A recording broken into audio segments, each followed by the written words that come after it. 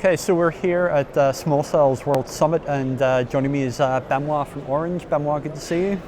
See you. Now, compared to other markets, Europe has been slightly behind the rest of the world when it's come to small cell deployments. Why do you think that has been? Well, I think we need to maybe differentiate several markets in Europe to start with. I mean, what we see within Orange, where we have quite a big footprint across Europe, is a split slightly between Western Europe and Eastern Europe, where I would say the challenges are a bit different in terms of availability of sites and needs. What we've seen is fairly successful deployment, but rather small scale, is in Eastern Europe, where I would say the availability for street furniture and and backhaul has been a bit easier than in Western Europe. I mean, deploying on mast or electricity poles has been a bit easier, and also deploying fiber to the sites. This is mainly driven by needs for extra capacity, where there's a lot of wireless ADSL usage in these countries, and where they want to extend the capacity indoors for home users. And that's been the type of deployment that we've seen in these countries. Western Europe, I would say, is a bit different. I mean, the access to street furniture is not as mature, but there's a lot of activity just now, and we're seeing a lot of movement.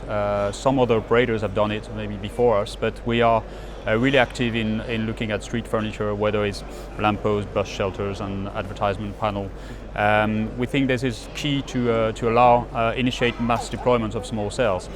And in terms of timing, I would say we've been in the hype of small cell. Let's say if we say 3 or 4 years ago, was a time of 3G where 3G was on decline in terms of investment.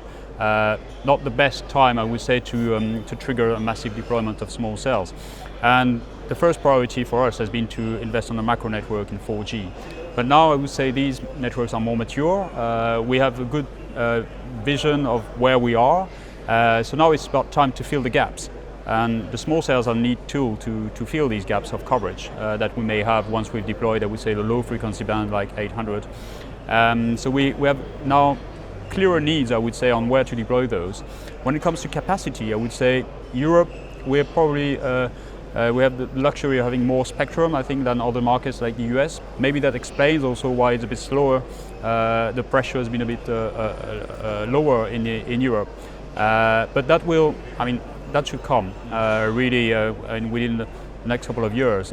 We will see. I mean, the traffic is growing every day, as you'd expect, and I would say the spectrum amount is not infinite, and so we see this kind of more massive deployment probably within the next 2 or 3 years. And you talked about site acquisition being one of the issues that operators face. Backhaul is another.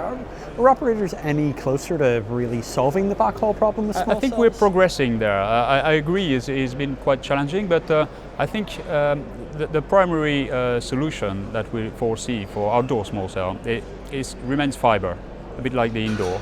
In fact, because the FTTH deployment is growing and growing, the accessibility to fiber close to the street furniture seems to be better and better every day.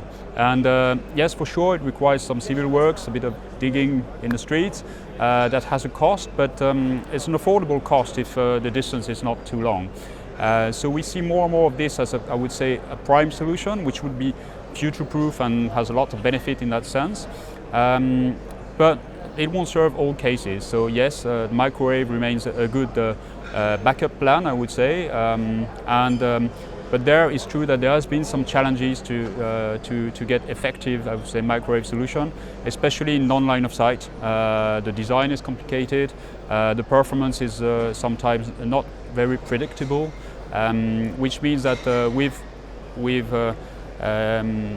not been very successful in doing this type of backhaul solution. Mm-hmm. And the Small Cell Forum this morning talked about the role that virtualization can play within small cells.